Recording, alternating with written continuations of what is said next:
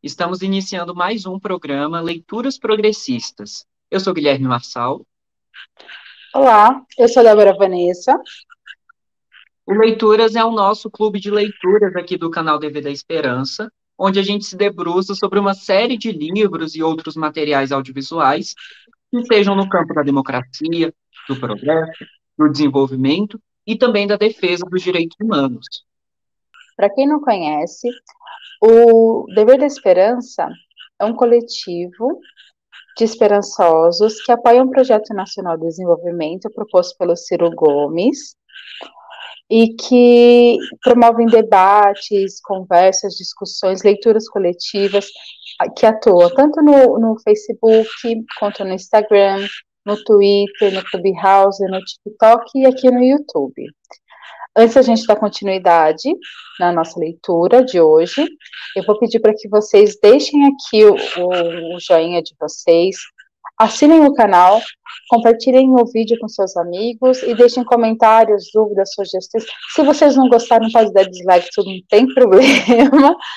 E é isso. E se vocês quiserem participar, a gente aceita voluntários. Todos nós somos voluntários, a gente está procurando voluntários que queiram contribuir com a nossa causa. Sejam todos bem-vindos. Então, a gente está lendo o livro Projeto Nacional Dever da Esperança, do professor de Direito e Político Ciro Gomes, e a gente já está na metade do livro, onde o Ciro ele já fala do projeto de fato. Então, ao longo dessas lives que a gente tem produzido aqui no canal do YouTube, a gente tem recebido uma série de convidados e convidadas muito especiais, que ou têm um interesse na temática específica que a gente tratar naquele dia, ou tem uma bagagem de trajetória de vida, cultural, que possa comentar isso de uma forma mais didática possível.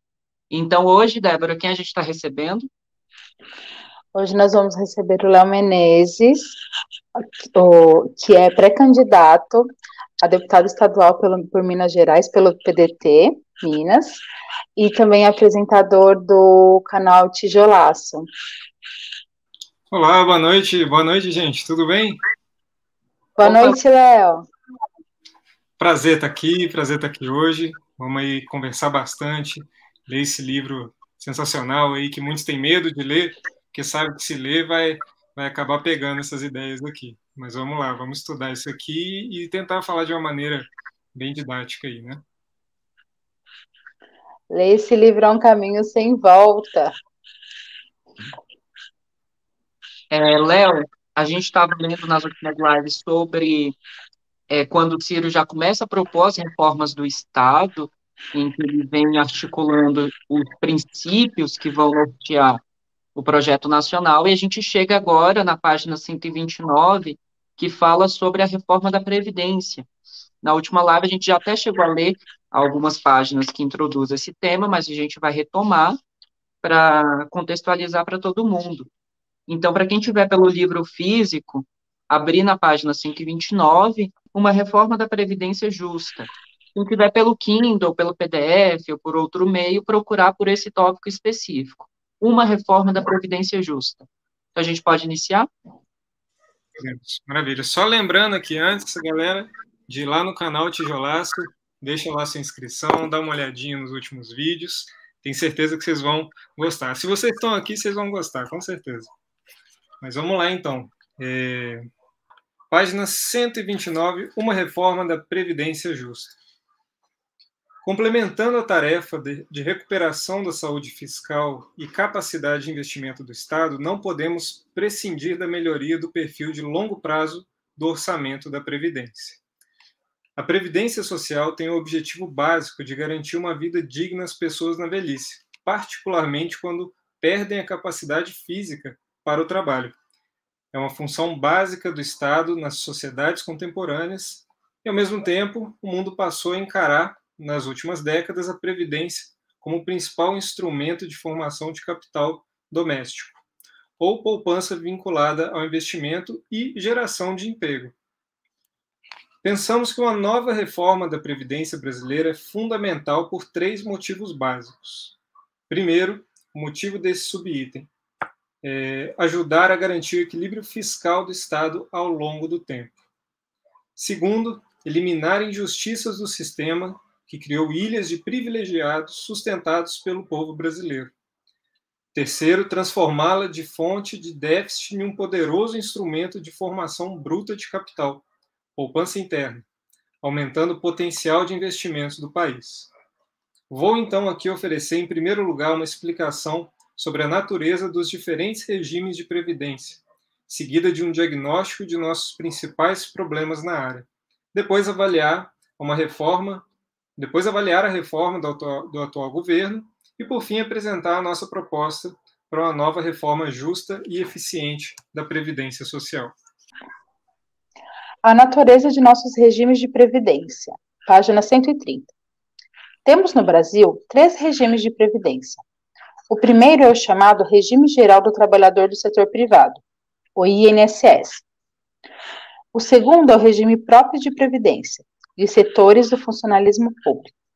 Por fim, temos o regime complementar, que pode tanto estar nos planos de capitalização da iniciativa privada, como nos fundos públicos, como no FUNPRESP, Previdência Complementar dos Servidores Federais, criados pelo governo do PT. Os 2 primeiros desses regimes são regimes de repartição. O regime financeiro de repartição se caracteriza pelo pacto entre os contribuintes de hoje, repartindo entre si o custo do pagamento dos benefícios dos aposentados de hoje. Eles o fazem na confiança de que os contribuintes do futuro, quando chegar na sua hora, pagarão seus benefícios de aposentadoria. Quando se tem uma base grande de jovens na ativa para cobrir poucos idosos aposentados, pode-se garantir boa aposentadoria com uma contribuição mensal módica, pois como o valor das contribuições se calcula somente o necessário para cobrir o pagamento dos benefícios do mesmo período. É um gigantesco seguro coletivo em que todos diminuem o risco de todos.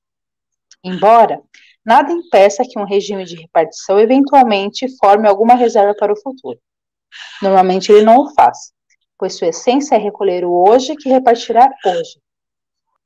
Mas há problemas típicos nesse regime, e eles aparecem quando a taxa de natalidade desce, a longevidade sobe e a formalidade diminui. Nesse quadro, no qual a proporção de contribuintes beneficiários diminui, temos que, na mesma proporção, aumentar o valor da contribuição para continuar pagando os benefícios, assim como introduzir financiamentos de natureza tributária, através dos quais a sociedade como um todo paga o desequilíbrio do sistema. O terceiro de nossos regimes, o complementar, é um regime de capitalização. No regime financeiro de capitalização, o próprio trabalhador, enquanto na ativa, poupa individualmente o volume de recursos que seria necessário para sustentar seu benefício previdenciário. Esse regime tem 2 vantagens. A primeira é que cada um poupa uma parcela da própria riqueza que gerou durante a vida laboral, de acordo com o que quer receber de proventos. Não vive da riqueza gerada por outros e não depende dela. A segunda, também muito importante, é que o conjunto dessa riqueza reservada acaba se tornando uma fonte para financiar investimentos de longo prazo que o sistema privado não tem, ou seja, um grande fator de formação bruta de capital da nação, poupança interna. Mas o regime de capitalização tem também desvantagens, e elas são potencialmente gravíssimas. É um regime que, se deixado à gestão da iniciativa privada, pode ser muito inseguro e instável. Nele, ao se individualizar as contas, abre-se mão de dividir o risco do infortúnio pessoal de acidentes e doenças e de eventuais prejuízos das instituições financeiras depositárias. Além disso, o cálculo do benefício que será recebido se torna vulnerável às variações das taxas de juros médias dos investimentos dos fundos de capitalização. Outra fragilidade é que o aumento na expectativa de vida da sociedade destrói as estimativas feitas na época de recolhimento do benefício. Uma pessoa que recolhe na expectativa de ter recursos para cobrir benefícios até 85 anos de idade, ao viver 95, fica sem recursos para sua aposentadoria. logo no período de maior vulnerabilidade de sua vida. Por fim, não podemos desconsiderar que a maioria do povo brasileiro hoje não pode nem comer direito com seu salário, e a expectativa de que possam, nesse quadro, poupar adequadamente para a aposentadoria é cínica. Por isso, nós propomos integrar todos os sistemas brasileiros num sistema único e misto, que é hoje adotado na maioria dos países. Esse sistema acaba com grande parte das distorções dos dois sistemas originais e reúne a maior parte de suas qualidades, como veremos à frente em nossa proposta. Ótimo. Essa parte a gente já tinha lido na última live, só que agora a gente retomou, né, para contextualizar o tópico. E só pontuando, o CIR ele cita 3 regimes da Previdência: o regime de repartição, que seria o geral, do INSS, o regime próprio dos fundos públicos, e o regime complementar, que seria uma capitalização que a pessoa pode fazer de forma privada, e depois ele vai abordar sobre, principalmente, como essa questão ela está atrelada a um risco, por conta de ficar uma gestão privada, muitas vezes, e uma série de outras questões. Eu acho que antes da gente partir para o tópico, para o próximo, eu queria perguntar para o Léo. O Léo é muito novo, e assim, a gente tem visto a nossa juventude pouco pensando no futuro, né? E pensar assim, a gente vai aposentar, a gente vê sucessivas reformas da Previdência sendo feitas, sendo discutidas aí no Congresso Nacional sem a participação popular, cada vez se aumenta mais o tempo de contribuição, com algumas diferenças para homens e mulheres, mas a gente, enquanto jovens, a gente, assim, esquece que um dia a gente vai se tornar velho e precisa se aposentar, e o Ciro fala desse pacto social que é a Previdência, e como a nossa sociedade hoje, ela está no nível de estagnação, de tensão, em que esse pacto social ele está se rompendo, até pelas relações de trabalho, por conta da precarização do trabalho. Aí eu queria entender, assim, se o Léo tem expectativa de se aposentar e o que ele acha desse tensionamento social e se esse pacto a gente consegue reafirmá-lo e como.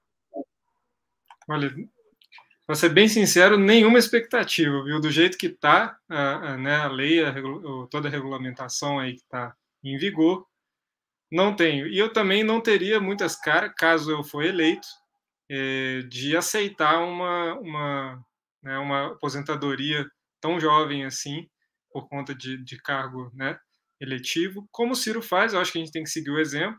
Eu não faria isso, então não tenho essa expectativa. A gente está no cada um por si mesmo, né? A gente está no cada um por si. Eu, na verdade, não sou tão novo, eu tenho 30, eu consegui, eu formei um pouco um pouco mais velho do que o comum, assim, né, o padrão, vamos dizer assim. E então eu tenho agora 4 anos só de contribuição do INSS, porque eu trabalhei no SUS, mas eu tô com 30 e tenho só 4 anos de contribuição. E minha coluna já não tá das melhores, já não, entendeu? Esse trabalho de dentista, ainda mais com essa frequência toda, essa demanda altíssima, né? Que a gente entende que a população tem. Não tenho muita expectativa, mas a minha esperança é eleger, sim, o Ciro Gomes e ver isso aqui que a gente vai ler, né? Depois que ele fizer aí o diagnóstico, né, dos desafios que a gente vai seguir a leitura, ele vai propor ali uma que eu acho que é o caminho ideal aí, porque acaba com privilégios que não deveriam estar aí, né, sendo oferecidos a certos setores da sociedade e ainda garante para a gente aí uma velhice mais confortável. Eu só complementaria que garantiria uma velhice com dignidade, né? Com alguma dignidade, que é o que se propõe, né? A gente, ao menos isso, com dignidade. O que eu queria comentar, Gui, é justamente o ponto que ele trouxe aqui, mas vou fazer um comentário bem sucinto, que é justamente o fato que até você trouxe, que é o fato de a gente estar no momento de um índice alto de desemprego, e exatamente o que financia a Previdência salário salário não, é emprego formal, né? Formalização que garante, que sustenta a previdência. Então, fica difícil porque, assim, e quem trabalha formalizado hoje, financia os aposentados do presente e não tem a certeza de que no futuro terão outras pessoas que vão financiar a aposentadoria da pessoa. Então, assim, é uma insegurança geral, né? Porque você paga a previdência na expectativa de que quando chegar na sua vez terão outras pessoas para pagar para você. E hoje, com essa precarização do trabalho, com esse alto índice de desemprego, as contas já não estão batendo. Imagina no futuro. Então, realmente, a gente precisa repensar esse sistema e exatamente corrigir essas distorções, inclusive, que o Léo comentou aqui. E a gente vai falar delas com mais detalhes agora no próximo, dando continuidade na leitura. Perfeito. Então, vocês já introduziram alguns desafios, né? Então, vou continuar aqui a leitura. Aí eu chamo vocês. Página 131, os desafios da Previdência Brasileira. Apresentada pela propaganda de governo como a grande vilã do orçamento federal, a Previdência Social consome cerca de 19% dele, ou seja, 637,9 bilhões em 2019. No entanto, o valor do conjunto das aposentadorias e pensões pagas no Brasil, quando inclui regimes próprios como os dos militares, que estão escondidos sob a rúbrica de despesa de pessoal em cargos, chega até cerca de 720 bilhões, ou seja, 21% do orçamento. Diante dessa proporção, torna-se irrelevante a questão contábil sobre se a Previdência já é hoje deficitária ou não.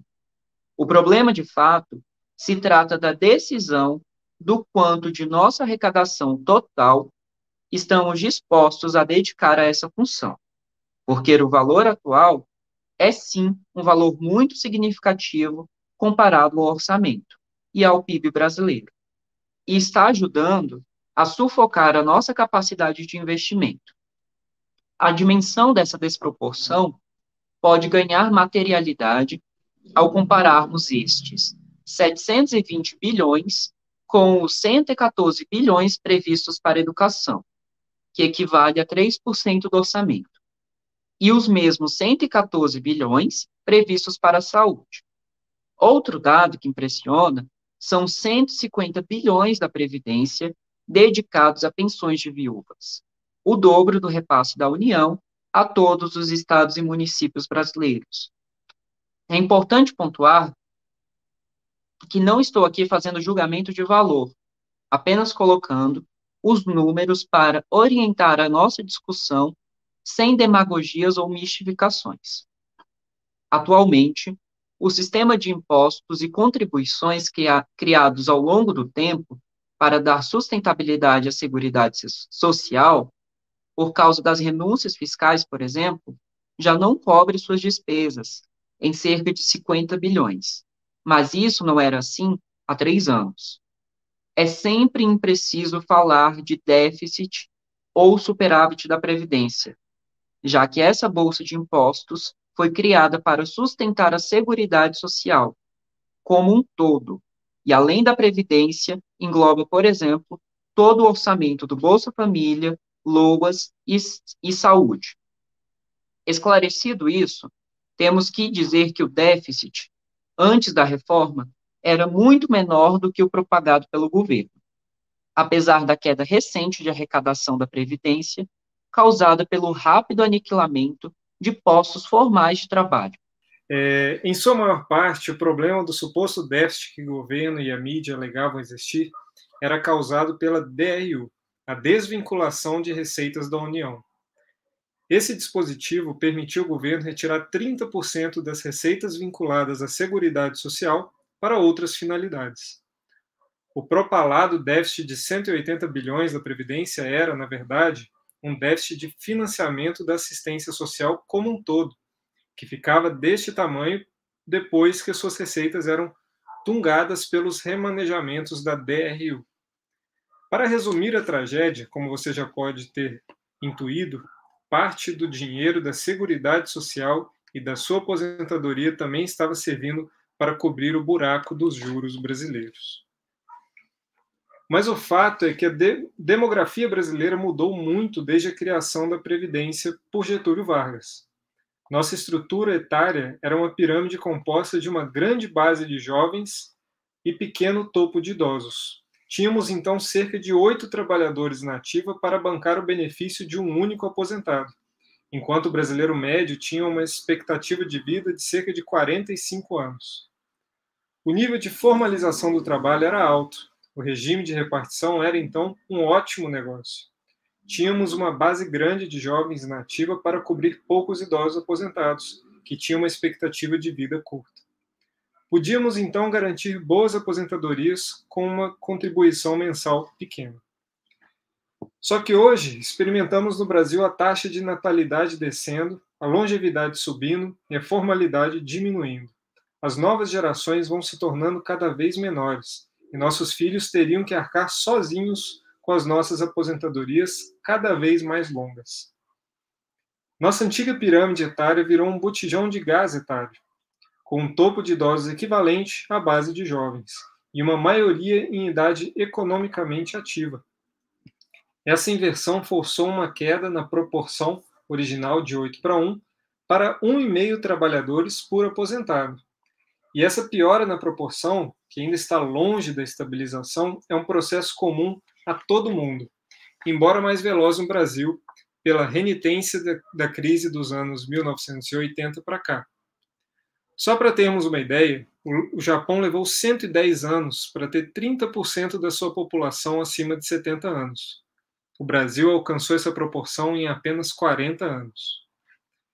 É por isso que as sociedades que enfrentaram mais cedo o fenômeno da inversão demográfica foram obrigadas a reformar as suas previdências. O regime de repartição puro, hoje, só é adotado, além no Brasil, pela Venezuela e Argentina, que nesse caso não parecem ser uma boa companhia. A esmagadora maioria dos países optou por complementar o regime de repartição com o regime de capitalização. O segundo problema básico da Previdência são os setores específicos altamente deficitários. Em outras palavras, grupos de beneficiados que recebem muito mais do que pagam ou puderam pagar. O principal deles em volume de recursos é o da aposentadoria rural. A Previdência Rural foi introduzida pela Constituição de 88 e se trata de um grande esforço reparatório do país para seus trabalhadores do campo, que não tinham quaisquer garantias até então. A generosidade da nossa Constituição de 88, em meu juízo, em muito boa hora, pôs para dentro do sistema para receber, em um ato só, 10 milhões de trabalhadores rurais que nunca tinham contribuído. Esse passo, é simples de entender, gera parte do desequilíbrio que estamos estudando. O déficit do setor é insanável a curto prazo, mas tende a diminuir a longo prazo. Em 2015, no entanto, a soma de suas contribuições ao sistema totalizava somente cerca de 2% da arrecadação, enquanto a soma dos seus benefícios respondia por 22,5% das despesas. Há setores de servidores públicos que também contribuem com muito menos do que recebem do Estado. São os servidores militares, Ministério Público, Poder Judiciário e Poder Legislativo. Enquanto o déficit per capita do trabalhador do setor privado está em média de R$ 1.400 por ano, o déficit médio do servidor legislativo está em 26 mil por ano, e a do servidor militar está em incríveis 127 mil. Em outras palavras e números, os servidores militares gastam 47 bilhões do Estado por ano em benefícios e contribuem com somente 3 bilhões para seu regime de previdência. Essa diferença sai do bolso de todos os brasileiros, dos impostos que você paga. Recebendo por regimes independentes do regime geral, Para esses beneficiários, não há teto previdenciário, o que os transforma numa verdadeira casta privilegiada à luz da miséria brasileira. De novo, não antecipo qualquer juízo de valor ou de justiça. Trago os números com a mesma boa-fé, apostando na inteligência de nosso povo para a compreensão do problema. Assim, podemos sintetizar as causas do problema de financiamento da Previdência em 3 grandes fatores. O primeiro é universal e inexorável: o problema da mudança do perfil etário da população. O segundo é estrutural e especificamente brasileiro. São as aposentadorias rurais e as ilhas de 2% de privilegiados do sistema que consome mais de 1/3 dos seus recursos. O terceiro é conjuntural e diz respeito ao aumento do desemprego e da informalidade na crise, com a correspondente diminuição da base de contribuintes, e só pode ser eliminado com a volta do crescimento. A terceirização irrestrita e a precarização do emprego, aprovada pela reforma trabalhista, no entanto, tendem a degradar mais essa situação ao longo dos próximos anos. Eu tenho uma pergunta para vocês dois. Quando o Ciro ele cita e ele põe essa justificativa 2 vezes, que assim é com um pouquinho assim para ele não ser julgado, né? Ele fala, eu estou só apontando os dados, eu sou o carteiro, é aquela coisa. Hoje as pessoas elas querem atirar no carteiro para não receber a carta, né? Essa violência que a gente está vivendo. Então ele já faz essa meia-culpa aqui quando ele cita, principalmente a questão dessas ilhas de 2% dos privilegiados, que a gente vai dar nome aos bois, que são os militares, em partes também essa questão da aposentadoria rural e essa questão de juízes, promotores, enfim, que é toda uma corte de pessoas que, apesar da gente não viver numa monarquia, parecem que vivem em castas sociais. E eu queria, assim, perguntar para vocês, como é que vocês enxergam isso, dessa distinção que a gente tem na própria Previdência e esses privilégios sociais? E como é que a gente consegue realmente levar um debate nacional para que a gente consiga refletir e mudar essa estrutura? Porque quando a gente olha, a gente fala, olha, é assim sempre e vai continuar.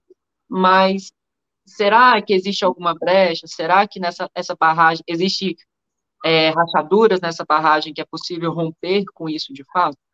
Aí essa é a minha questão. Eu queria comentar aqui uma coisinha que eu acho muito interessante isso, porque tem que ser dito. Não tem ninguém mais falando isso, então tem verdade aqui que tem que ser dita, né? Não julgando o mérito, mas olha que chocante que é você entender que 150 bilhões da Previdência são dedicados às viúvas, né, dos militares, sendo que no orçamento da educação inteiro, o Brasil gasta menos, gasta 114 bilhões, entendeu? Então, assim, realmente entender o que está acontecendo aí, se não tem ali alguns privilégios demais, valores ali que podem estar muito acima ali mesmo, se tornando privilégios, tem que achar ali um meio termo para ver por que isso está acontecendo, né? Se realmente isso aqui, não estou falando só desse exemplo, mas esse orçamento que, quando você coloca uma coisa ali junto com a outra, não faz muito sentido, né? E assim, se não for o Ciro para falar isso, e ele apanha por causa disso, a gente sabe, a gente vê, a gente não vê mais ninguém falando. Então, a gente tem que colocar tudo, né, sobre a luz, como ele disse, sem juízo de valor, né? Mas para a gente compreender. Eu brinco muito, não sei se vocês já ouviram falar, existe um mapa para quem vê bioquímica na faculdade, chama mapa metabólico. E é a coisa mais complicada que você pode imaginar. É um monte de equação química ali, um monte de setinha. Pois é. E eu gosto de brincar que mais ou menos aquilo acontece na política, né? Da mesma forma com que aquelas equaçõezinhas todas estão acontecendo no nosso corpo agora, sem a gente nem saber, sem a gente entender. mas precisa ser entendido. A gente não pode mais ficar nessa demagogia porque tem que modernizar a Previdência, e aí a gente viu construindo esse projeto que foi aprovado, e foi assim, foi na coxa, a gente viu que foi, né? Nada ali conversava com nada, as justificativas ali não justificavam, entendeu? Foi muito nas coxas mesmo. Então, sim, a gente tem que fazer o povo entender, assim como, lógico, não como um mapa metabólico, porque é realmente muito difícil de entender, mas é só para fazer essa comparação que as coisas estão lá acontecendo. Se a gente não tentar entender isso, colocar uma luz sobre essas informações, vai continuar do jeito que está lá mesmo. Então, muito importante que a gente esteja aí, né, levantando aí esses questionamentos aqui hoje. Eu vou trazer na verdade, não exatamente uma crítica, mas a gente precisa considerar assim, e essa informação o Ciro ele traz com números, que a gente precisa considerar o contexto histórico em que se deu, em que a Previdência foi criada. Então, era uma situação completamente diferente, em que já tinha muita gente trabalhando formalmente, então a arrecadação era grande, e aí a idade média do brasileiro era bem menor do que é hoje, a taxa, né, da idade de aposentadoria, a taxa de vida, a idade de vida, né, ou, enfim, tempo de vida. E aí entram vários fatores, entra a questão do contexto. A gente também precisa considerar a nossa formação enquanto sociedade brasileira. Porque se a gente for olhar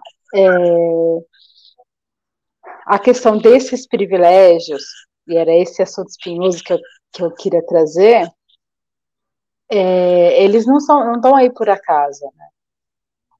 A forma como se deu essa última reforma do Temer, ela veio com um acordão. Hoje, tanto que a gente percebe que, assim, essa introdução dos militares atuando no governo, começou no governo dele, então, assim, ele que abriu as portas para que os militares entrassem, e o Bolsonaro escancarou. Então, assim, para tomar, assim. E, assim, existe uma das coisas que o Ciro traz aqui, ele fala que ele não está fazendo juízo de valor, mas é uma coisa que a gente precisa pensar. Se o teto de aposentadoria de uma pessoa é algo em torno de 6 a 7 mil reais, se eu não me engano.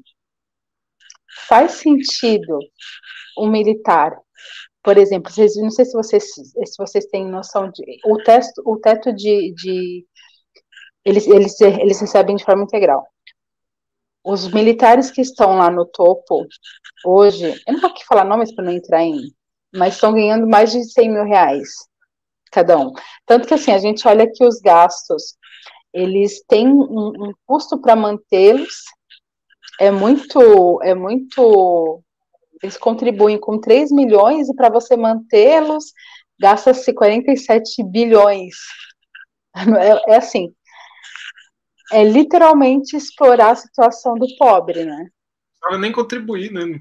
Não faz diferença. Não, exato. E aí tem uma outra história. Eles fizeram uma reforma em que as pessoas, elas têm que, para poder se aposentar, elas precisam trabalhar muito mais tempo, então elas vão demorar mais tempo para se aposentar. Teve uma quebra de contrato, porque quando elas entraram no regime, o tempo seria outro, então isso foi estendido. E aí elas vão ter que trabalhar mais 5 anos, contribuir mais um tanto, para bancar privilégio. Não faz sentido, gente. Não faz sentido.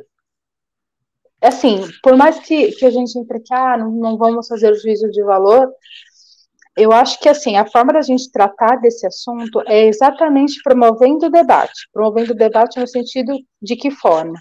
De conversar com a população como um todo, explicando, e não para vamos aqui criticar militares e tudo mais, mas assim, ter um amplo debate de maneira clara e transparente, explicando como que funciona isso, qual que é a função, quem contribui com o quê, sabe? Eu acho que não tem uma outra maneira de a gente modificar essa situação se não for informando as pessoas, por meio da informação, educando mesmo. Eu acho que não há outra forma que não essa. O que eu penso é exatamente isso. A gente vai ter que sentar e explicar para as pessoas: olha, funciona assim, a gente arrecada tanto, é distribuído de tal maneira. Tem pessoas que não arrecadam ou arrecadam muito pouco. Então, assim, isso precisa ficar muito claro para as pessoas. Eu sei que por isso que o Ciro incomoda. Porque ele explica isso, ele fala, ele expõe isso, né? Só complementando, Débora, dessa questão dos militares, ainda tem um adendo. Não só essa questão deles contribuírem só com 3 bilhões, custando 47, a gente ainda tem a questão que eles têm sistemas próprios, eles têm um sistema de saúde militar próprio, que não atende civil. Na pandemia teve denúncia de que havia vagas em hospitais militares, enquanto a população estava sofrendo no ápice da pandemia. O Ministério Público teve que entrar na justiça para abrir leito em hospital privado que é pago pelo contribuinte. Pode-se justificar, nós temos nossos fundos. Ok, mas boa parte desse fundo é pago com dinheiro do SUS. Isso é uma coisa que já está claro. Depois eu vou botar aqui as reportagens da Intercept. Mas tem essa questão. Aí a gente fala, mas não, a gente está pegando o pé dos militares. Ok, vamos olhar os juízes, promotores. Tem auxílio creche, auxílio não sei o quê. E é realmente aquele ponto que a gente se revolta e a gente entende um pouco do sentimento daquelas pessoas que se vestem de verde e amarelo e vão protestar no meio da esplanada ou nas ruas do Brasil. No sentido de que essas pessoas se revoltam porque existe muita regalia, mas essas pessoas não conseguem ver que existe regalia do lado dos militares, acha que só existe do lado dos juízes e promotores, por conta dessa guerra entre os três poderes, que também é uma questão a ser debatida e ser pacificada no Brasil. Então, tem esses dois elementos. A última coisa que eu queria trazer, que eu acho que é muito importante, essa denúncia que o Ciro faz, é sobre a desvinculação de cerca de, ele cita aqui, 30%? Isso, de 30% do orçamento da Seguridade Social. A Seguridade Social, ela é uma pirâmide, uma pirâmide não, ela é um triângulo. Então, você tem previdência, você tem a saúde, o Sistema Único de Saúde e assistência social. Então, os que fica Bolsa Família, LOAS, etc., BPC, ele vai estar mais à frente, isso tudo entra nesse sistema de Seguridade Social. E para onde está indo esses 30%? Está sendo desviado, e a maior denúncia que ele faz é a serviço da dívida. A gente aqui sempre bate na dívida. Tem um ponto que eu acho que é uma analogia muito boa que ele faz, que é a cada R$ 100 do orçamento, R$ 10 vai para a dívida, para juros da dívida. E que nos governos progressistas que nós tivemos, 4 trilhões, com T de tapioca, como diz o Ciro, ou T de tijolaço, foi para os banqueiros. E somente 300 e pouquinho, 320, foi para a Seguridade, para assistência social, que seria para o Bolsa Família e outros programas. Então, assim, é um roubo, né, contra o nosso povo. E é o nosso povo que está bancando isso, esses privilégios, está bancando serviço da dívida, está pagando creche para pessoas que ganham muito dinheiro, muito acima do teto do INSS, que a Débora citou, que é uma coisa que o Ciro vai voltar lá na frente. E para onde a gente vai, né? A gente continua criando e sustentando essas castas no nosso país, a gente não consegue enfrentar. Da mesma forma como na redemocratização, a gente conseguiu fazer o processo da democracia, mas não avançou na segunda pauta, que seria reformar o sistema econômico. E muito menos ainda depois, lá na frente, reformar o sistema político. Então, e agora a gente não consegue também avançar nessa questão das castas, do funcionalismo público, que muitas vezes acaba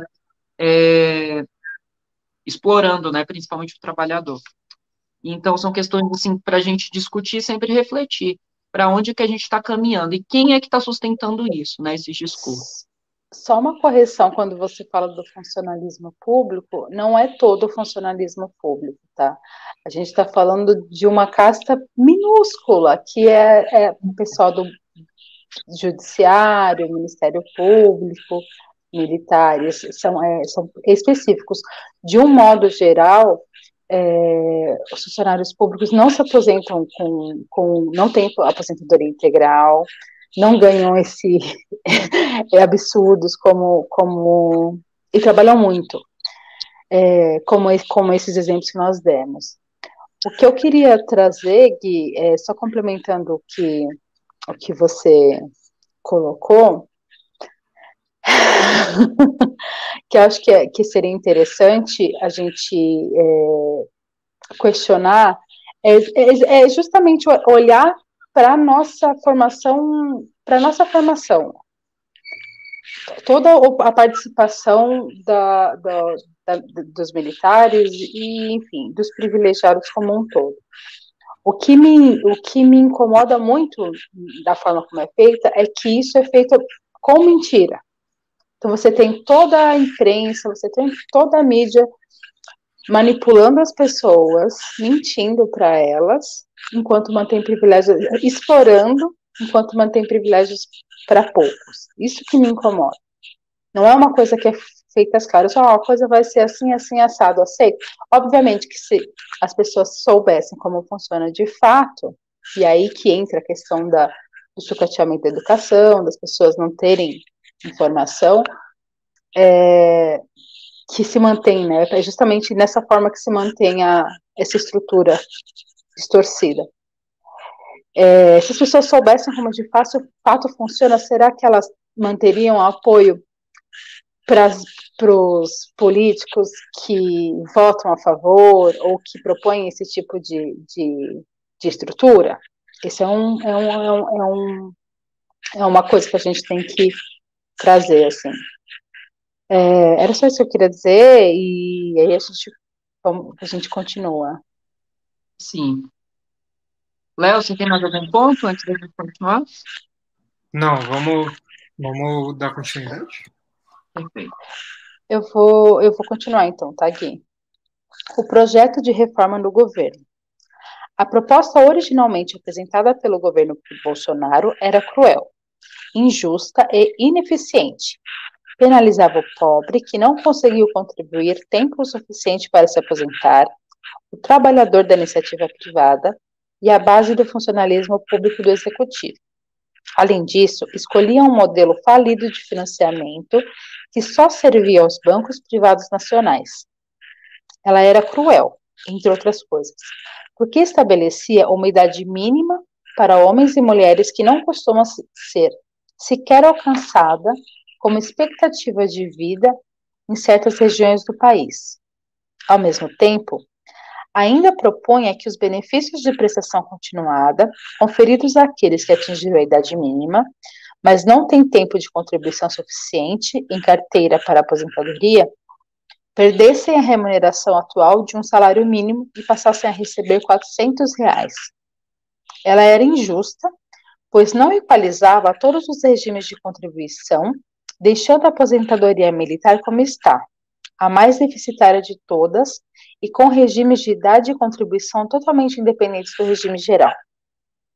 Ela era ineficiente porque extinguia o regime de repartição e defendia a adoção do regime de capitalização puro, sem contribuição patronal, e entregue à gestão privada com todos os riscos a isso inerentes. Este é exatamente o fracasso do modelo chileno. O fracassado modelo chileno. O Chile é o único dos 60 países que pesquisamos que adotou o regime de capitalização individual puro, sem cobrar contribuição patronal. E, ao mesmo tempo, que no Brasil o governo submete uma proposta ao governo para implantar esse modelo, no Chile o parlamento começa a discutir a sua revogação, pois seu resultado foi a transformação da maior parte dos idosos chilenos em pessoas pauperizadas, desesperadas, deprimidas e com altas taxas de suicídio. Consideramos que a economia que a reforma do governo alegava que conseguiria ao longo dos próximos 10 anos, de cerca de 1 trilhão e 72 bilhões de reais, era insuficiente e irrealista diante das propostas oferecidas. Pedimos memória de cálculo da alegada poupança com a proposta e não recebemos. Ao contrário, lançaram sigilo sobre os supostos dados que a fundamentariam. A proposta que passou, modificada pelo Congresso, a parte a rejeição do regime de capitalização proposto, não mudou os piores aspectos da proposta de Bolsonaro. Os 850 bilhões da economia alegada viriam da reparametrização do regime geral, concentrados nos mais pobres, beneficiários do sistema. Falando claro, quem conhece o Brasil sabe que jamais encontrará, senão como raras exceções, uma comerciária de 62 anos ou um servente de pedreiro com 65 anos, idade mínimas impostas indiscriminadamente pelo projeto. Pior, ele também impõe 40 anos de contribuição contínua. Segundo o IBGE, em 40 anos, um trabalhador passa, em média, pelo menos 8 anos sem carteira assinada. O que quer dizer, concretamente, que, para usufruir de aposentadoria integral, o trabalhador comum terá a idade mínima de 73 anos e receberá, doravante, não mais a média de 80% dos melhores salários, mas sim a média de 100% dos salários de contribuição, o que diminuirá dramaticamente o valor das aposentadorias futuras. Tenhamos clareza, pela proposta originalmente apresentada pelo governo e de fato aprovada pela Câmara, está extinta a aposentadoria dos trabalhadores mais pobres do campo e da cidade. Perfeito. Acho que a gente pode parar aqui um pouquinho e discutir sobre essa proposição nefasta, né? De como o Paulo Guedes, assim, a gente acabou de citar sobre a questão dos privilégios dos militares, a gente citou sobre o Brasil continuar a serviço da dívida, o nosso PIB nacional, e essa previdência que, basicamente, ela tira qualquer perspectiva de futuro, né? Das pessoas se aposentarem realmente, e dessa questão dela ser totalmente capitalizada. Aí eu queria perguntar para vocês, assim, ele cita aqui que quando traz esse debate para o Brasil, lá no Chile, que seria o único de 60 países que adotava esse modelo único de capitalização, eles estavam em tramitação para revogar. E logo depois também veio o processo da Constituição do Chile, todas as reformas que a gente está vendo acontecer. Aí eu queria perguntar para vocês, por que o nosso país está indo tão na contramão, né? Esse governo, assim, foi na contramão da pandemia, das normas, foi na contramão da ciência, é um governo que está indo na contramão do mundo em relação à questão previdenciária, da questão trabalhista, da questão do meio ambiente, da questão até dos juros, né? Se a gente for pensar se os juros internacionais são negativos, o Brasil hoje tem as taxas reais de juros mais altas do mundo. Por que a gente está vivendo assim no multiverso, né? Pegando um pouquinho da seara do Stranger Things, e a gente está nesse multiverso, né? A gente está naquele mundo que é só a destruição. Eu acho que eu estou vendo muito o Brasil nesse sentido. Queria perguntar para vocês. O porquê é difícil explicar, né? Assim, a gente fica ali na dúvida se é maldade pura ou se é uma ignorância infinita, assim. Eu acho que é um pouco dos dois. Porque o Ciro, por exemplo, se não me engano, ele enviou na época que estava sendo debatido, né, as propostas, ele enviou a dele, né? Não porque ele queria ajudar o Bolsonaro, porque ele queria ajudar o Brasil e era o Bolsonaro que estava lá, era o ex-congresso que estava lá, e ele mandou essa que a gente logo vai dar continuidade, ler. Ele mandou e a gente viu que nem resposta teve, se não me engano. E seguiram com essa ideia aí, que não considera, o Ciro pondera muito bem, que o trabalhador fica um tempo ali sem a carteira assinada. Como é que você coloca ali sem poder ter nem essa margem de, né, de erro ali para o cara ou para a mulher ficar ali sem trabalhar ali alguns meses ou anos somando, né, ao longo da vida? Não colocaram na equação uma coisa tão importante dessa. E aí a gente vai... Como que a gente consegue sequer imaginar, né, alguém fazendo um trabalho braçal ali próximo já ali dos 70 anos? Isso daí é maldade pura mesmo. E então, assim, é um misto disso tudo, de uma ignorância, né, de ser contra ali a academia, ser contra aqueles que estudam profundamente, tecnicamente, né, para dar espaço ali para esses interesses que a gente sabe que são os bancos, como o Guilherme estava falando aí. Eu até complemento aqui, né, uma informação que o Ciro tem dito muito, que 4 dos 10 bancos mais lucrativos do mundo, se não me engano, né, são brasileiros. Num país desse, como que a gente tem 4 bancos que mais lucram no mundo? Então, assim, tudo é uma grande contradição mesmo, e é um misto de maldade com ignorância, com certeza. Eu diria que é um projeto. Eu diria que é um projeto. E, assim, é um projeto que lucra e lucra muito com a pobreza com a pobreza e com o sofrimento da maioria dos mais pobres. É triste a gente pensar nisso, mas, assim, o que a gente vem reparando nesses últimos anos é uma destruição de todos os direitos que foram conquistados com a Constituinte de 88. É isso que vem sendo feito, vem sendo todas as garantias. Eu até havia pego a Constituição aqui, vou até ler para vocês, é bem rapidinho, quais são os direitos, está na Constituição Federal, no artigo 6º, os direitos sociais, né? Eu não vou especificar, só vou ler o artigo aqui, ó. São direitos sociais: a educação, a saúde, a alimentação, o trabalho, a moradia, o transporte, o lazer, a segurança, a previdência social, a proteção à maternidade e à infância, a assistência aos desamparados, na forma dessa Constituição. E na prática, o que nós temos visto a perda dos direitos, do trabalho, da CLT, todas as garantias, aposentadoria. Então, assim, estão destruindo tudo, a saúde, tudo que estão colocando à mão. Então, assim, se a gente observar a atuação desses agentes durante a pandemia, durante até o próprio, não sei, eu sei que o pessoal não comentou muito, saiu nos últimos tempos a questão do Enem, né? No ano passado teve uma briga que o pessoal não tinha condições de fazer, eles restringiram muito o acesso. Então, assim, na verdade, eles estão destruindo as conquistas que estavam na nossa Constituição Cidadã. Por isso que eu tenho para mim que isso não é um... Eu concordo com o que o Léo trouxe, que é um misto de ignorância e de maldade.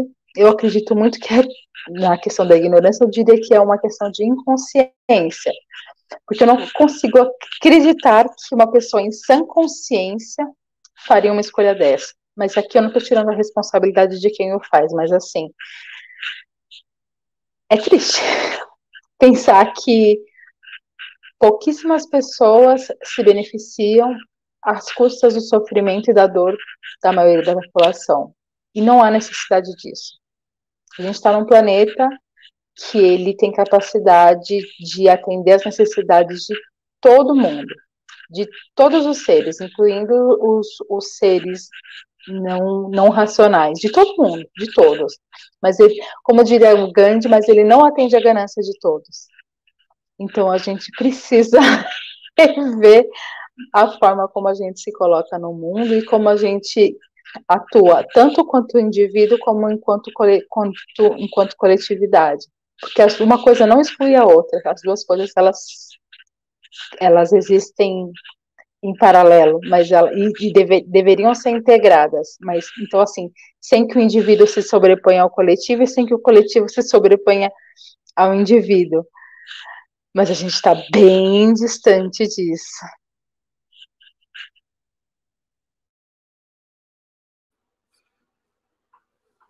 Com certeza.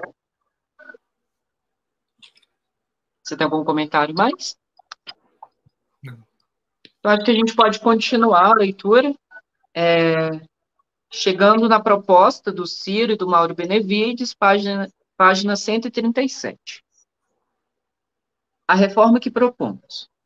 Os valores que orientam a nossa proposta de reforma são a criação de um regime de previdência no Brasil finalmente universal, igualitário, distribuidor de riquezas e financeiramente sustentável para o futuro. Só faltou equitativo aqui para ser os princípios do SUS, né? Temos que adequar a Previdência às transformações no perfil demográfico brasileiro. Mas uma reforma justa, digna de ser apoiada pelo Partido Democrático Trabalhista e pelas forças progressistas, deveria respeitar 4 princípios, 3 dos quais estão sendo ignorados pelo governo Bolsonaro. Primeiro princípio, ela teria que equalizar regras básicas entre profissões de igual tempo de preparação e risco de exercício, eliminando os privilégios previdenciários das Forças Armadas, do Legislativo e do Judiciário. A transição garantiria os direitos adquiridos. Segundo princípio, teria que prever também um tempo de contribuição menor para as mulheres, já que a continuidade de sua vida profissional e, portanto, de suas contribuições é extremamente comprometida pela maternidade. Além disso, a carga média de trabalho global delas, que inclui o trabalho doméstico mais o trabalho fora, ainda é, em média, um pouco maior do que a dos homens, cerca de 53,2 horas por semana, contra 50,2 dos homens. Terceiro princípio. Ela teria que respeitar, ao estabelecer a idade mínima de aposentadoria, diferenças regionais na expectativa de vida, pois em determinadas regiões do país, o tempo de vida médio pode chegar a apenas 62 anos. Quarto princípio, ela teria que considerar características específicas presentes em algumas profissões, como o tempo de preparação necessário para seu exercício e expectativa de vida em relação à insalubridade ou à periculosidade. Carreiras que exigem um desgaste físico precoce, como no trabalho rural, o alto risco de exercício, como a policial, devem ser compensadas com uma idade mínima menor de aposentadoria. Profissões que demandam longo período de preparação para seu exercício, como a do magistério, não podem exigir o mesmo tempo de contribuição para ter direito ao benefício integral. Então, qual é a reforma que propomos? Ela passa, evidentemente, pela reparametrização, em outras palavras, pela redefinição de parâmetros de idade, tempo de contribuição, distinções específicas de profissão e região, e teto de benefício capaz de ser sustentado pelo Estado. Essa reparametrização é necessária, mas não é capaz de salvar o regime de repartição puro, pois não resolve seu problema estrutural, inexorável, derivado da mudança do perfil demográfico e da brutal informalidade do mercado atual de trabalho. Para essa, propomos a adoção de uma idade mínima de aposentadoria que esteja vinculada automaticamente por um fator de ajuste corrigido periodicamente à expectativa de vida média. Ao vincular a idade mínima a expectativas de vida média auferidas pelo IBGE, eliminaríamos a necessidade recorrente de reformas. Recebi essa sugestão muito inteligente numa reunião de centrais sindicais brasileiras. Mas o que realmente importa é mudar a estrutura e a natureza de nosso regime de previdência. Para isso, propomos um regime de 3 pilares. Só antes de passar a palavra para o Léo continuar a leitura, só pontuar esses 4 itens que o Ciro coloca, que são questões. Então, você tem ali a reforma da Previdência, proposta pelo Temer, seguida pelo Paulo Guedes e Bolsonaro, que falava de uma idade para todas as mulheres do Brasil, se eu não me engano, de 65 anos, de 60 anos e para homens 65, sem olhar a especificidade de profissão, sem olhar onde essa mulher, onde esse homem está, se está no Nordeste, se está no Norte, no Centro-Oeste do país. Outra característica a ser levantada, e eu acho isso muito bacana, periculosidade da profissão. Se é um militar, imagina, um militar no Rio de Janeiro, em qualquer capital, ele está sujeito a uma violência, está sujeito a um desgaste físico, emocional, psicológico. Um professor que hoje educa 50, 60 alunos, chega no momento em que esse professor, essa professora não tem voz. No meu caso, enfermeiro também, o Léo, que é dentista, sabe que existe um desgaste das profissões de saúde muito grande, principalmente no que diz respeito à postura. Essa questão da questão da diferença regional, da questão de gênero, e também ter esses princípios norteando, né? E ter a idade mínima vinculada a um dado do IBGE, que diminui a demanda de sempre ter uma nova reforma da Previdência. Então, a gente consegue resolver um dos problemas centrais, porque não fica uma coisa arbitrária, não fica uma decisão, vamos olhar agora, a gente está em 2050, a expectativa de vida é de 120 anos, a gente vai botar 80 anos de trabalho, aleatoriamente. Aí vai lá o governo, a central sindical negocia, consegue baixar para 75. Mas qual é o princípio, né? Metodológico, científico por trás dessa decisão. Então, acho interessante esse caráter que o Ciro coloca. Desculpa pela longueza, Léo, por favor, você continua? Muito bom. O primeiro pilar é a renda mínima universal. Eduardo Suplicy, aqui eu adicionando aqui, lembrando que o Ciro gostaria muito de fazer essa homenagem a ele, né? Diferente aí do próprio partido dele, mas vamos lá. A renda mínima universal de cidadania disponível para todos os brasileiros, independentemente de terem podido ou não contribuir ao longo da vida. Esse custo vai passar a ser reconhecido como um programa de renda mínima universal para aqueles que não puderam contribuir ou não contribuíram o suficiente para a Previdência. Portanto, não podem continuar a ficar na conta do orçamento estrito da Previdência. É uma decisão de gasto que a sociedade brasileira toma para se tornar mais humana e solidária. Todos os seus beneficiados receberiam um salário mínimo pela assistência social. É claro que se trata de uma troca de rúbrica, mas tem a função muito importante de dar a transparência e racionalidade às contas da Previdência, livrando-a da pecha de deficitária, quando na verdade ela tem assumido benefícios de quem nunca pôde contribuir para ela. O segundo pilar é o velho sistema de repartição.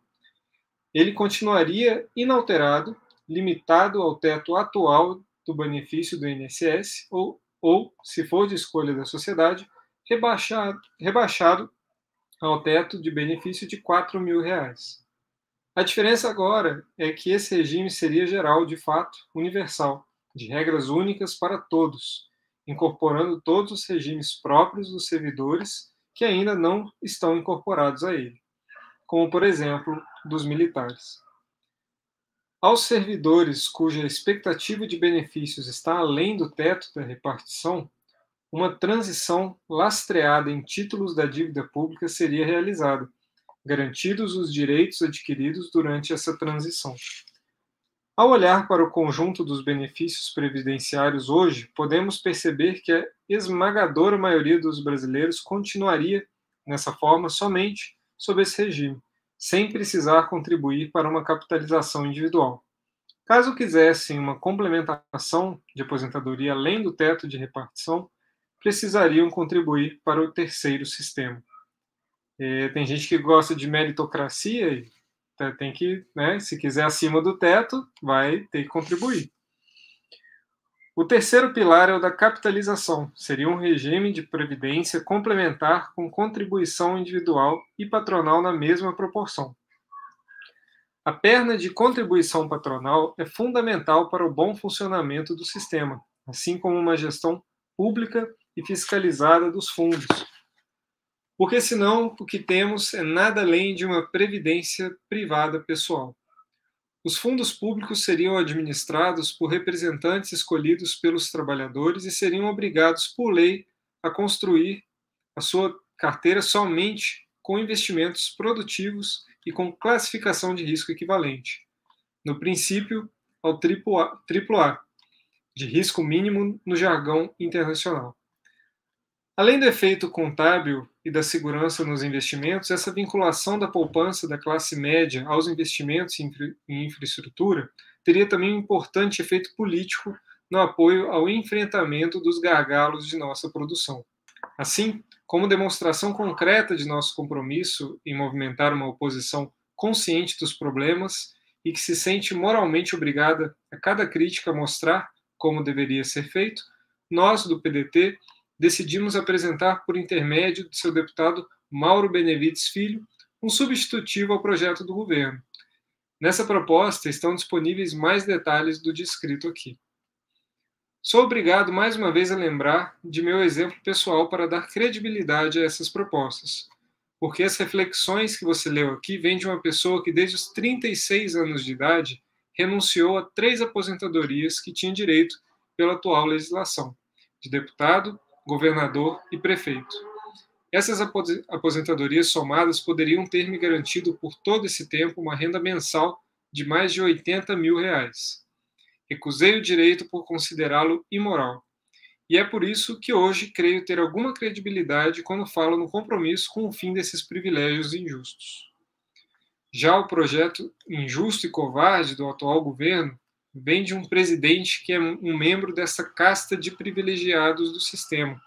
Ele foi reformado como capitão do Exército aos 33 anos de idade, com direito à remuneração de cerca de R$9 mil, que acumula até hoje com o salário do presidente. Agora pasmem, meus compatriotas, esse mesmo presidente, quando busca acabar com o sistema de repartição exatamente para os mais fracos, ao mesmo tempo acumulou entre a sua eleição para presidente e sua posse, mais uma aposentadoria de deputado de R$33 mil por mês. A soma desses benefícios não estará sujeita ao teto do funcionalismo público, graças a mais uma das várias injustiças do sistema atual, e deve atingir em torno de, curiosamente, os mesmos R$80 mil por mês, do quais eu abri mão há quase 30 anos. O Ciro tem moral para falar disso aqui, viu? Se for para falar de abrir mão de privilégio, eu acho que ninguém se equipara a ele nesse sentido aí. Não, e ele fala isso com demagogia, né? Sim. Duas coisas que ele traz aqui que eu acho que são muito interessantes, que ele tem um respeito pelo direito adquirido, então, assim, ele está propondo uma mudança, mas o que ele propõe não é que o que ele fazer, já que, independente de qualquer coisa, o acordo passou, então foi uma coisa, foi feito.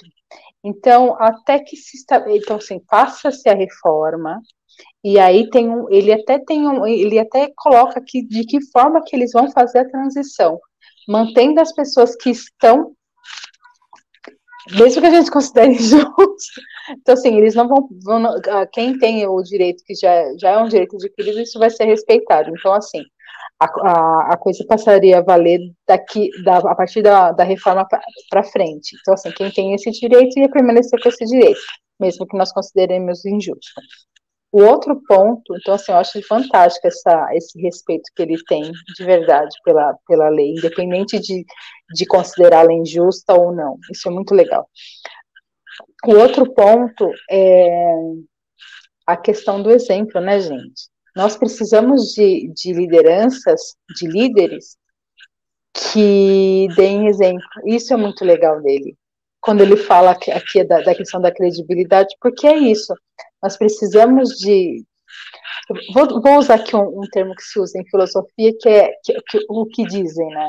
Que os deuses são deuses, na verdade o que se chamam de deuses são homens, são grandes homens que passaram pela humanidade e deixaram uma pegada grande, né? Então, fala-se deles ainda, mesmo que tenham vivido há sei lá quantos mil anos atrás,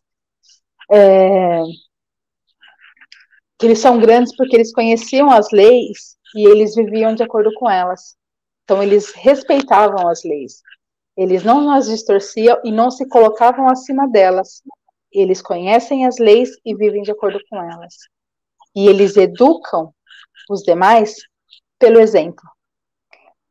Então, eu acho assim, uma das coisas que me chama muita atenção com relação à postura do Ciro é exatamente essa, a questão de haver a coerência entre o que se propõe e o que se coloca em prática, entre o discurso e a prática. Isso de tudo que ele está propondo aqui, o que me chama a atenção é a forma como ele faz. Exatamente, são esses os pontos, ele respeitar a lei e ele dar o exemplo, e ele se colocar como exemplo. Então, assim, eu não estou me colocando acima de vocês como se eu fosse melhores que vocês. É aquela pessoa que faz junto, é realmente um líder, não é um chefe que se coloca acima dos outros e manda as pessoas fazerem, não, é aquela pessoa que propõe e que vai e faz junto. É isso. Interessante que ele não falava disso. Ele disse em uma entrevista, não tem muito tempo, eu acho que foi a própria Gisele, né? Eu acho que foi na campanha de 2018, que falou que ele tinha que falar dessas aposentadorias aí que ele recusou, porque ele achava isso tão natural, né? Para ele era tão natural recusar algo que é imoral, né? Que acho que ele não tinha atinado que isso aí é algo a ser destacado, né? É algo que o diferencia ali dos demais. Não deveria, né? Isso deveria ser a regra e não a exceção. Exatamente. Com certeza. Além do exemplo, eu acho que a questão me chama a atenção aqui quando ele coloca que ele sempre cita, né, que o projeto ele é construído a muitas mãos. E o Ciro é uma pessoa que ele sempre disse que está escutando, aprende muito com as pessoas. Então, ele fala que, olha, esse dado sobre atualizar continuamente a idade mínima pelo IBGE foi ouvindo as centrais sindicais. Agora, quando ele vê mesmo pessoas de outro partido, um partido concorrente ao dele, ele fala, não, isso está no meu projeto. Recentemente houve muitas críticas, até acusaram o Ciro de ser oportunista e tal, por querer colocar o nome do programa de renda mínima universal como Eduardo Suplicy. Só que assim, a gente olha o livro lançado em 2020, a gente olha a entrevista do Ciro com o Suplicy, onde ele reafirma isso, a gente olha a entrevista do Ciro com o padre Júlio Lancelotti, onde ele reafirma novamente essa proposição dele. E eu acho interessante, principalmente nesse tópico da renda mínima ou renda básica universal, que é como algo que vem de uma assistência social se torna um direito previdenciário. E isso é uma dinâmica que, assim, algumas pessoas ainda não perceberam que esse é a distinção do que o Ciro quer fazer. Ele não quer um Bolsa Família que vai ficar especulação de o governo A ou B. Ele quer um programa que seja um programa de Estado para que todas as pessoas, independente se contribuiu ou não, independente de qualquer condição, tenham acesso a essa renda, porque é uma renda básica, universal para todo mundo. Seria o mínimo para a gente conseguir sobreviver, né? Então, assim, é muito cruel quando a gente lê, por exemplo, aqui, que o Bolsonaro queria reduzir o BPC para R$ 400. Hoje o BPC é um salário mínimo, mas, assim, já não dá.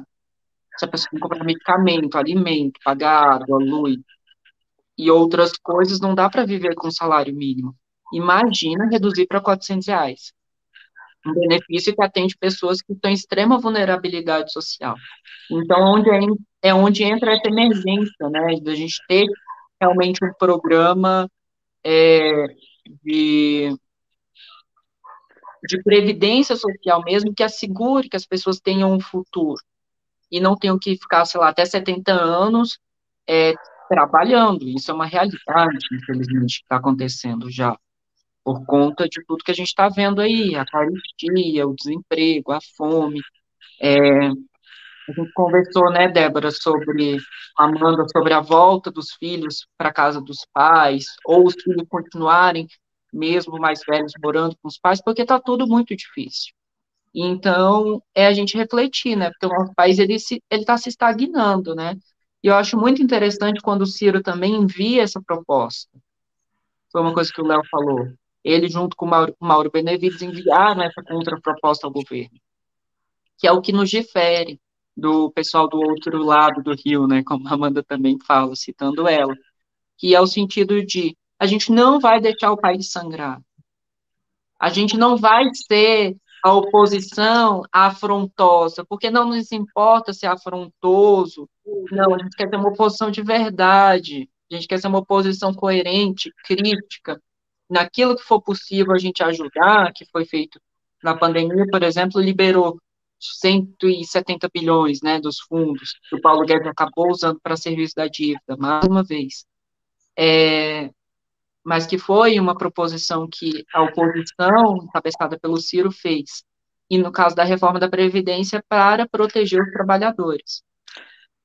Aí aqui, só para finalizar, entra um novo critério que o Ciro tem defendido, que tem total correlação com a questão da Previdência, e é um novo pensamento sobre uma consolidação das leis do trabalho, que é um outro grande debate nacional que a gente vai ter que enfrentar, porque a gente vive sucessivas reformas da Previdência e também sucessivas reformas trabalhistas.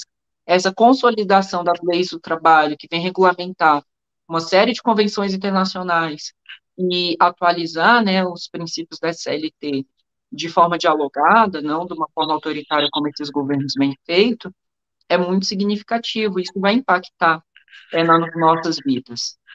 Eu só tenho medo porque, assim, isso aqui que a gente está lendo é o ideal, né? Mas a gente vê o tanto que o Ciro vai enfrentar muita gente poderosa nesse meio. Só complementando o que você falou, um exemplo da questão da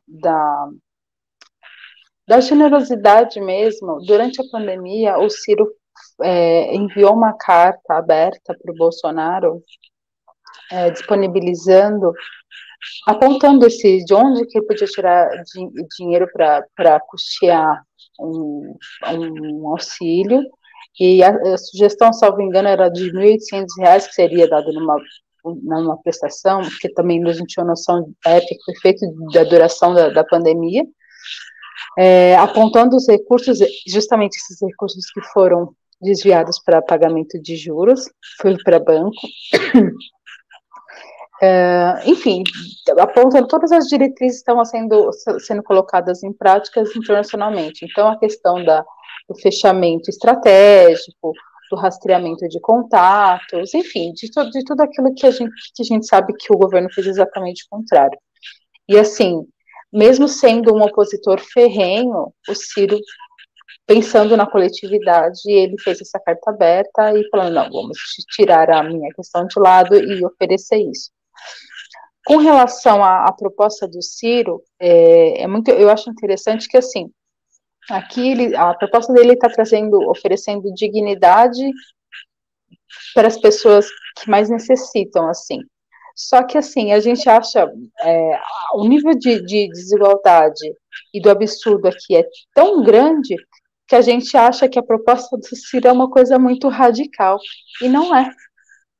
Nos países nórdicos, por exemplo, acho que na Finlândia, salvo engano, todo mundo recebe uma renda, eu não sei exatamente qual que é o nome correto, mas é como se fosse uma renda cidadão que propicia dignidade para as pessoas, então a pessoa consegue viver com alguma qualidade de vida. E aí, para quem não precisa, todo mundo recebe, independente se a pessoa ela é rica ou se ela é pobre. E aí, quem não precisa, consegue abater do imposto. Então, assim, a proposta dele parece absurda, assim, parece, nossa, mas que radicalismo. Não é, gente. Não é. Ele está propondo, assim, dentro do... Porque a gente está tão no limite, tão no extremo de desigualdade, que aí parece-se que a coisa que ele está propondo, de fato, é uma revolução, é uma coisa que seria uma mudança, assim, enorme. Mas não é tão radical, assim, quanto soa, quanto as pessoas pensam, né? Nós que estamos a nossa desigualdade que é absurda, assim. São esses dois comentários que eu gostaria de trazer. Fazendo um gancho aí com esse comentário seu, eu vejo muito isso entre os que são apoiadores do Ciro, porque chamam muita gente de muito utópico, você é sonhador, né? Mas assim, a Argentina está ali do lado e consegue não ter nem vestibular, não precisa de vestibular, né, para você entrar no curso lá que tiver. Gente que sai daqui, vai fazer medicina lá, isso aí a gente está vendo bastante. E aí, sabe, é impossível mesmo, ser chamado de sonhador, você pensar, sabe, em aplicar isso no Brasil, sabe, existem aí, eu não sei o que aconteceu com a né, intitulada esquerda brasileira, que deixaram de ser esses sonhadores e viraram uns conformados, né? E é isso que está acontecendo. É um conformismo que a gente está vendo com o status quo aí, a aceitação aí de todos esses conchavos aí que principalmente aí o Lula vem fazendo, com os figurões cujos interesses foram implementar essa própria reforma que a gente mencionou aqui, assim como a trabalhista, assim como o teto de gastos, entendeu? E agora essa esquerda está aí falando que tudo bem, volta com essa galerinha aí do status quo, porque tem o pior que é o Bolsonaro, e só por isso, né? E a gente está aqui sonhando, não diria sonhando, porque às vezes sonhar são coisas irreais mesmo, e isso que a gente está debatendo aqui não é impossível, não é irreal, a gente só precisa saber onde, como debater, com quem debater, levar essas informações aí, como a gente está fazendo aqui nesse canal, né, para o máximo de gente possível, para a gente tentar aí fazer novos sonhadores aí dessa realidade que é sim possível. Só reforçando o que você falou, Léo, uma coisa que a gente às vezes não comenta, todas as propostas do Ciro, além de uma equipe gigante que ajuda, que contribui e que elabora junto com ele, né, que pensa o Brasil e o mundo junto com ele, são baseadas na experiência internacional. Então, assim, eles foram estudar o que os países que vivem com uma qualidade de vida boa fazem, e aí foram ver várias experiências no Ocidente, no Oriente, enfim. E aí, a partir daí, fizeram propostas. Então, assim, não é nenhuma coisa, exatamente como você falou, não é nenhuma utopia, né? Você pegar as melhores experiências, e aí ele ainda falou assim, eu não estou nem sendo radical, a gente pegou as melhores experiências e está fazendo uma média. Né, para a gente não ter que dar aquele saltão, né? Então a gente fazendo uma média e a partir daí e avançando em outros pontos. Perfeito. Bom, gente, então acho que a gente conseguiu finalizar esse tópico da Previdência, a gente comentou várias coisas, apesar do tópico ser denso, né, a gente conseguiu debater sobre várias coisas, né, porque acaba que afeta a nossa vida em vários sentidos. E chamar a atenção, principalmente dos mais jovens.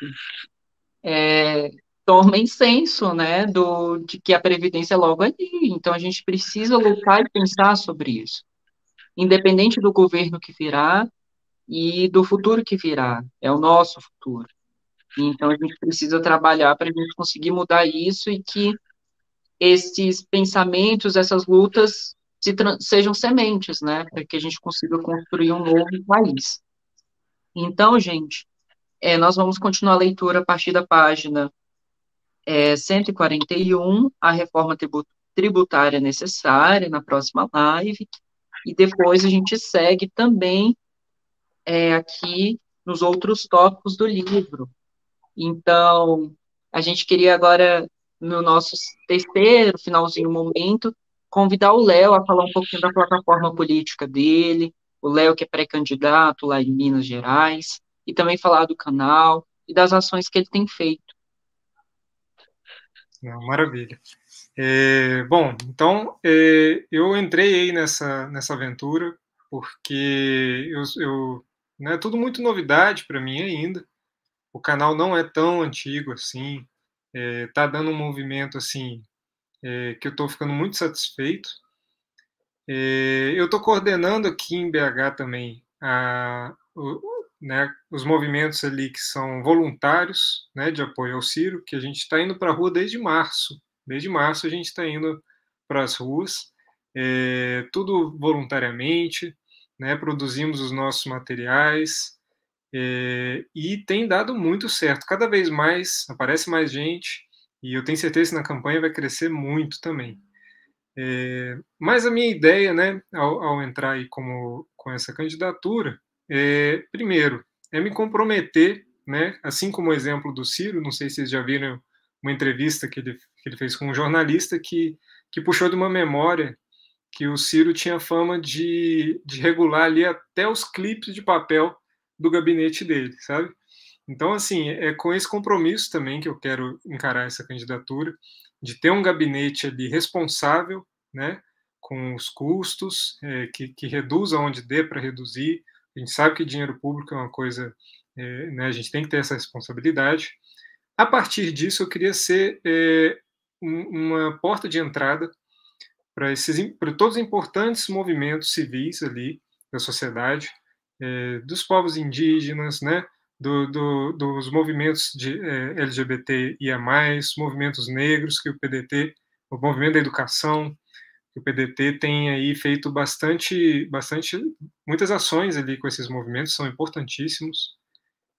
Quero fazer, né, uma candidatura muito focada ali na fiscalização, que é um dos papéis do deputado, né, na educação do Estado. Então, assim, quero conhecer as condições da educação, né, estadual de Minas Gerais. Quero aplicar ali as minhas possíveis emendas com equidade, né? O Guilherme, igual mencionou mais cedo, né, com essa palavrinha aí, que é não direcionar ali para onde eu acho que eu vou ter mais voto para a próxima eleição. Né? Eu quero quebrar isso aí que a gente vê que às vezes acontece numa política mais tradicional. Eu quero ser essa novidade, mas diferente do novo, né? Eu quero ser aquilo que era para ser, né? Que é destinar ali o dinheiro público para onde se precisa mais, onde tem mais necessidade. E assim, eu quero estar obcecado com a educação. Vai ser dos meus pontos ali que eu mais quero trabalhar. Então, eu tenho estudado muito também as questões de atenção secundária na saúde, que muitos são responsabilidade ali já do Estado.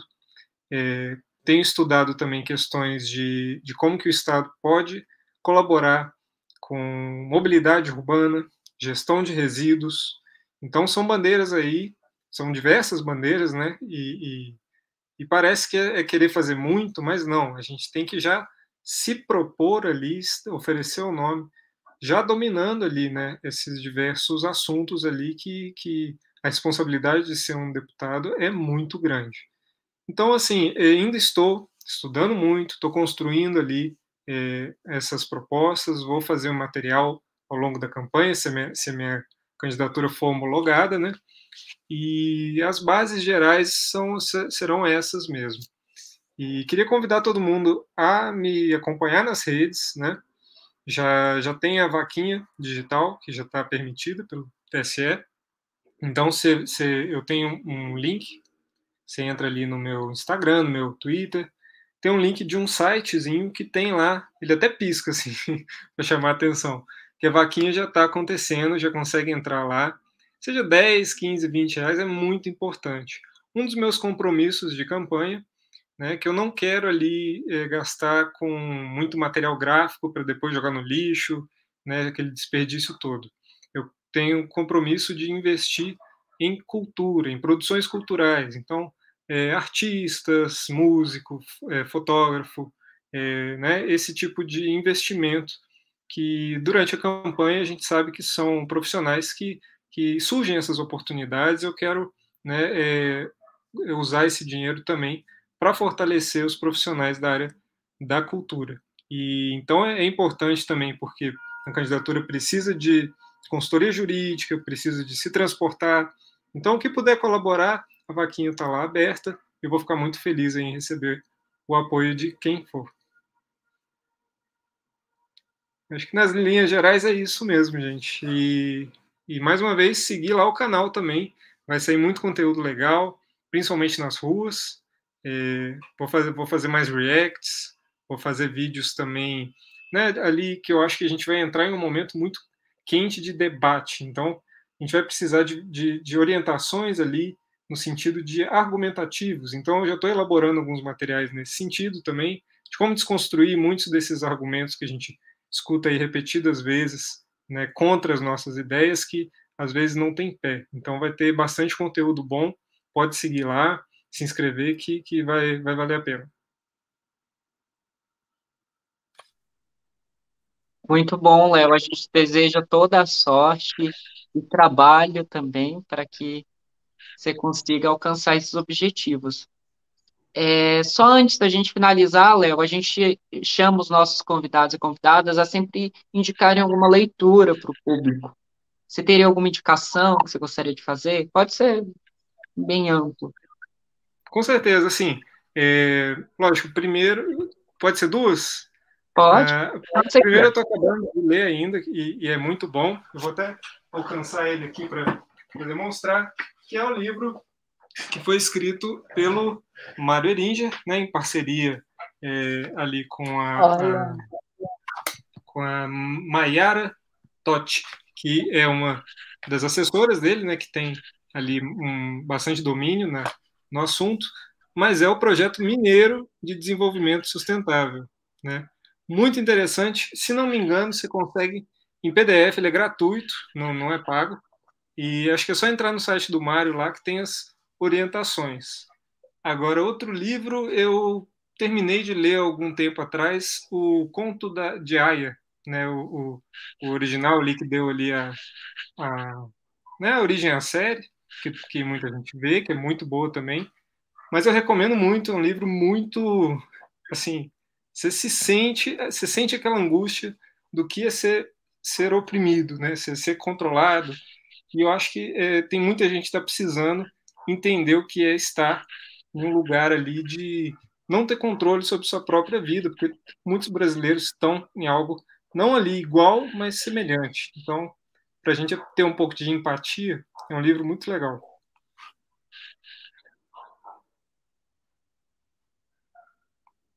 Excelente. Então, Léo, obrigado pelas indicações.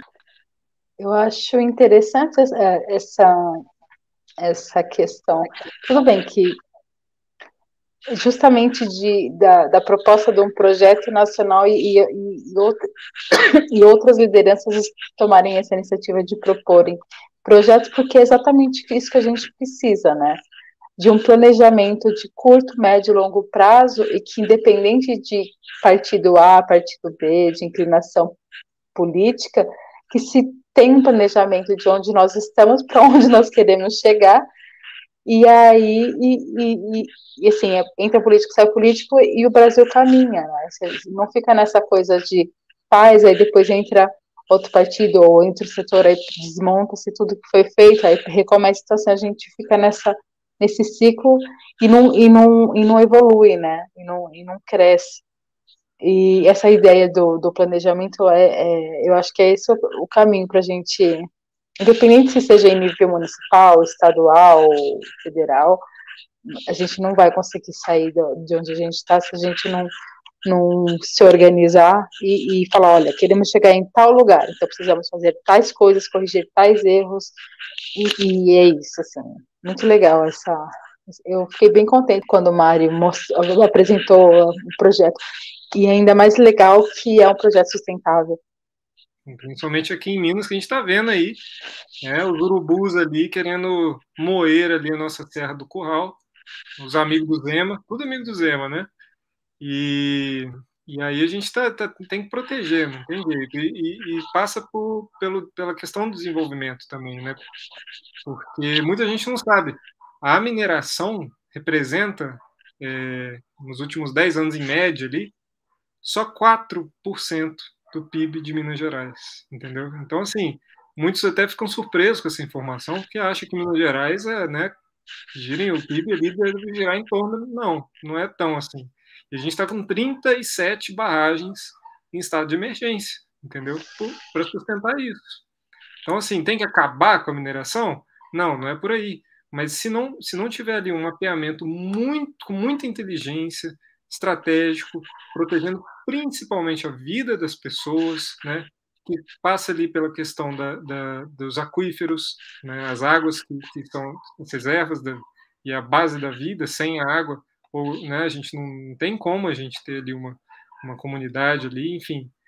E então tem que sim ter um projeto, e é bom que esteja se falando nisso, esteja propondo, né? E que bom que é o PDT, que é o nosso partido aí, que está fazendo isso. Muito bom.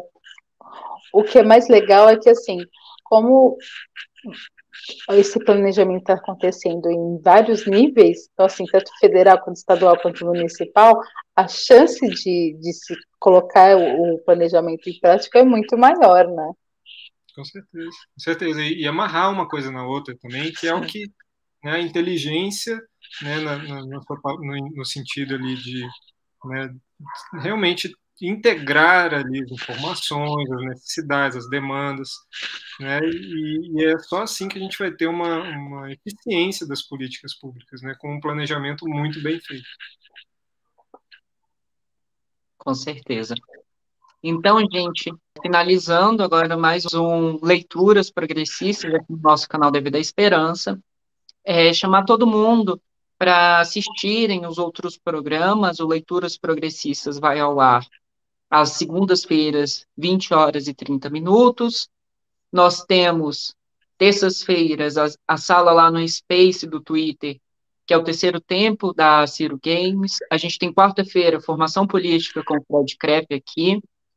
Nós temos quintas e sábados alternados, o Conexão Rebelde, onde a Daita Manarra e a Amanda Anderson, elas entrevistam várias pessoas, mas é uma entrevista bem descontraída. Aos domingos a gente tem o Padawan Cuts, que é um programa de tecnologia e também de mini tutoriais. Também aos domingos nós temos a nossa sala de leituras lá no Space. Às segundas-feiras, em dias pré-agendados, nós temos a sala Desafios do Ciro Gomes, onde a gente discute os desafios da campanha e da conjuntura política. Essa sala ocorre no Clubhouse a partir das 10 horas da noite. Então, o canal Dever da Esperança, essa plataforma que a gente está desenvolvendo, ela está em diferentes frentes e ela precisa do apoio de todo mundo possível. Então, a Débora vai falar onde que as pessoas podem nos apoiar o nosso trabalho, por favor. Gente, quem quiser contribuir com o nosso trabalho, a gente vai deixar aqui o Pix, que é o pix@deverdaesperança.com.br, já deixando de pronto que, assim, a nossa ideia é espalhar o Projeto Nacional de Desenvolvimento para todo mundo, tornar acessível. E tem muitas pessoas que não têm condições de adquirir um exemplar. Então, a gente, durante as leituras coletivas, ou aqui mesmo no canal, eventualmente a gente disponibiliza, a gente envia um livro para as pessoas ou então algumas pessoas escrevem para a gente, falando, olha, eu não tenho, tal, e aí a gente envia o livro para eles.